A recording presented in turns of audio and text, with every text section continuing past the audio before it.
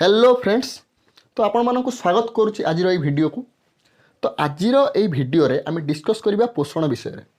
पोषण कौन, यह केते प्रकार एवं यही भिडियो रे आम डिस्कस करबा जाउछे स्वभोजी पोषण विषय रे, जहाँ कहूँ आलोक श्लेषण प्रक्रिया अंधार प्रक्रिया ए समस्त विषय रे आम बहुत सहज भाव एवं डिटेल रे डिस्कसन करबा। तो आपण मानक एतिकी अनुरोध ए भिडियो को शेष पर्यंत देखंतु। आशा करुच्ची ये चैप्टर रे थिबा आपण मानकर समस्त डाउट क्लियर हो जिवो। तो चलंतु भिडियोटी को स्टार्ट करबा। तो प्रथमे आमर आसुची कौन ना पोषण। तो पोषण कहले आमे कौन बुझिबा? तो शरीरर पोषक ग्रहण करने प्रक्रिया को पोषण कहुए। एबे ए लाइन टी को आपन को बुझेबा को चेष्टा करुच्ची। तो शरीरर पोषक ग्रहण करने प्रक्रिया को पोषण कहुए माने कौन? प्रथम देखंतु पोषक कौन। पोषक हेउची कौन? आपण आमे आमर प्रतिदिन विभिन्न प्रकार खाद्य खाऊचे, जमीती भात होगला, रुटी होगला। तो ये सब खाद्य सीधा सड़क आम देहर जाई लागुची कि ना? तो यह कौन होची? प्रथमे आम शरीर मध्य को जाई किछि प्रोसेस द्वारा यह सरलीकृत होउची एवं सरलीकृत हैला परे यह रक्त रे मिसी आम शरीर समस्त अंग निकट में पहुँचुची।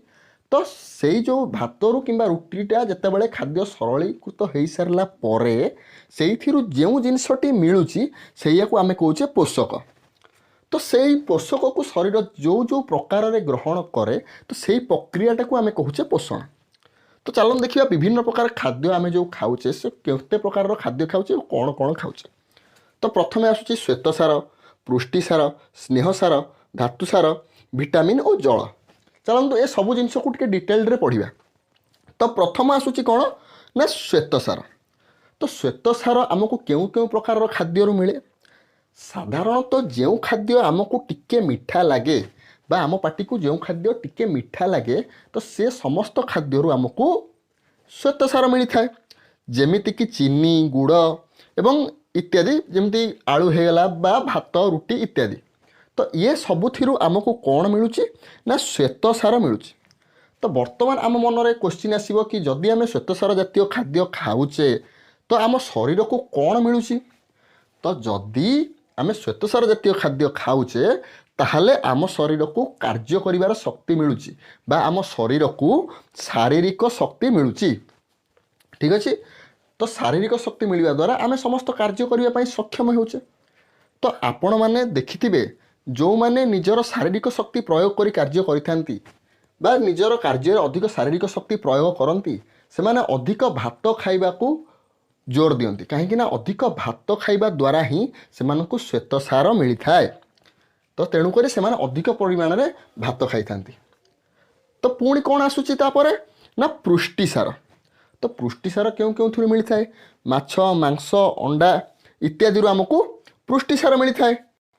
एवं यही जो पुष्टिसार जातीय खाद्य आमर कौ काम साहाय्य करे बा आम शरीर को कौन लाभ दे थाए ना यही पुष्टिसार जातीय खाद्य आम शरीर विकास रे साहाय्य करे एवं नूतन कोष गठन करे। आपण माने जानिचंती शिशु मानक अधिक परिमाण रे पुष्टिसार दबा आवश्यक। कहीं ना शिशु थिबा समय रे पिला मानकर बयस अधिक जोर से ग्रो करे, माने भल से ग्रो करने तो से कौन दि जाए ना पुष्टिसार जातीय खाद्य दि जाए। कहीं पुष्टिसार जातीय खाद्य ही आम शरीर को विकास कराए। आपण माने देखिथिबे केतक पिला अत्यधिक सुस्थ थिबा समय रे केतक पिला बहुत दुर्बलिया थांती। कौन पाई ना जो सुस्थ पिला थांती से प्रचुर परिमाण पुष्टिसार मिली थाए एवं जो माने दुर्बलिया थांती तो से प्रचुर परिमाण पुष्टिसार मिली पारि न थाए। तेणुक पुष्टिसार एक महत्व उपादान आम शरीर पाई। तो पुष्टिसार पर कौन रोचे ना स्नेहसार। तो स्नेहसार कौन ना जेते प्रकार तेल जातीय द्रव्य आमे व्यवहार करुचे तो से समस्त जिनसरू आमको स्नेहसार मिलता है। तो स्नेहसार आमे क्यों कौन पाई था? जमीती घी होगला, सोरिष तेल होगला, लोहुणी होगला इत्यादि आमे कौन पाई था ना स्नेहसार पाई था। ये स्नेहसार कौन करिथाए? आम शरीर कोष झिल्ली गठन करिथाए। कोष झिल्ली कौन ना आम कोषर थिबा ऊपर पर्दा को आम कोष झिल्ली कहिथाउ। तो आपण मोटामोटी भाव बुझंतु कि स्नेहसार द्वारा आम त्वचा चिक्कण रही थाए बा आम चर्म चिक्कण रही थाए। मात्र केतक क्षेत्र में डॉक्टर माने अधिक परिमाणर स्नेहसार नबा को मना करिथांती। कहीं ना ये स्नेहसार अधिक मात्रा रे नेले यह आम शरीर उपरे फैट बा चर्बी होइकरी आम शरीर उपरे रही जाए। तेणुक लोक मोटापार शिकार होता है। तेणुक डॉक्टर मैंने मना करते अधिक परिमाण स्नेहसार नवा लगे। तो स्नेहसार आमको देखी चाहिए व्यवहार करने आवश्यक। तो स्नेहसार पर कौन आसूची ना धातुसार। धातुसार आम शरीर गठन पर एक अत्यंत आवश्यक सार। तो शरीर गठन पर धातुसार से आवश्यक होता है। तो कौन कौन धातुसार अंडर रे जाउची लौह कैल्शियम सोडियम फस्फरस इत्यादि धातुसार मध्य जाउची। आपण माने जानिथिबे दांत हाड़र गठन पर आमर कैल्शियम आवश्यकता रही। देखिथिबे जेतक टूथपेस्ट कंपनी माने थांती से तांकर टूथपेस्ट लिखि थांती कि एतिकी % कैल्शियम आम टूथपेस्ट रे अछि। कौन पाई ना कैल्शियम दांतर गठन रे सहाय्य करिथाय एवं लौह कौन करिथाय ना रक्तर गठन रे सहाय्य। तो तेणुक आमको लौह मीन्स नुह जे प्योर आयरन आपन खाइबे जेमिति कि कंचा कदली रे कौन थाए ना आयरन थाए। तो से लौह ही आमर रक्त गठन रे सहाय्य करिथाय। तो पुणी देखिबा कौन ना विटामिन विषय रे। तो विटामिन कौन करे ना आम शरीर रोग प्रतिरोधक शक्ति बढ़ाई थाए जद्वारा आमे सुस्थ रही था। तेणु आपण माने जानी पारुथिबे विटामिन आम शरीर पई केते आवश्यक। तो विटामिन्स आमे क्यों क्यों थिरु पाऊ। तो विटामिन आमे पनीपरिबा शाग फलमूल इत्यादि आमे विटामिन्स पाई था। तो ये विटामिन्स विभिन्न प्रकार अच्छी आपण पूर्व श्रेणी में पढ़ी थे जेमिति कि vitamin A vitamin B vitamin C vitamin D vitamin E एवं विटामिन के। तो ये सब विटामिन विषय में आप अल्प बहुत पूर्व श्रेणी में पढ़ी थे। तो यही विटामिन आम शरीर पर निहाती आवश्यक अटे। यह व्यतीत मुख्य उपादान होउची कौन ना जल।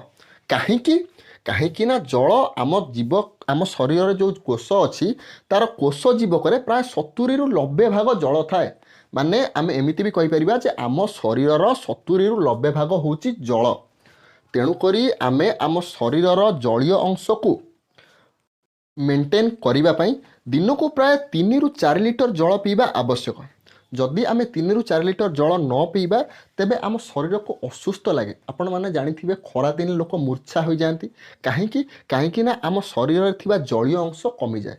तेणुक आमको आम शरीर थिबा जलीय अंश को ठीक ठाक रखा लगी आमको प्राय 3 ରୁ 4 लिटर जल प्रतिदिन पीवा अत्यंत आवश्यक।